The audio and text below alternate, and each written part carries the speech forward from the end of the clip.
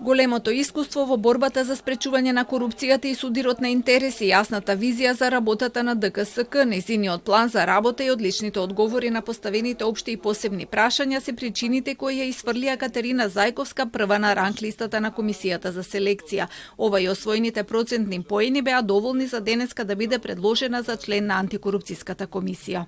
Најдобро рангиран кандидат од спроведеното интервју е Катерина Зајковска од Скопје, која е прва на ранглистата и доби најголем број на бодови, односно 90,67.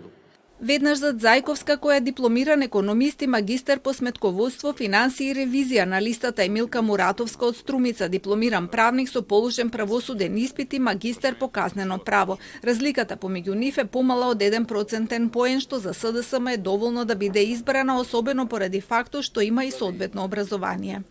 Имаме кандидатка Милка Муратовска, која што има 2 магистратури, има едини можеби досега кандидат кој што бил на дневен ред овде, а има токму специализирано образование во делот на антикорупцијата. Бираме член на Државната комисија за спречување на корупција. Имаме кандидат кој што магистрирал токму на антикорупцијски науки во Луксембург, има одлично CV. Сомнежи за изборот на Зајковска на претходната седница на комисијата искажа од партијата Левица дека како раководител во секторот за ревизија на финансирањето на изборните кампањи во антикорупцијската комисија наводно прикривала делови од финансиски извештаи поврзани со поранешната функционерка Цвета Ристовска. Зајковска демантираше велејќи дека одговара само за сопствениот интегритет, а дека овој случај го нарушил интегритетот на институцијата.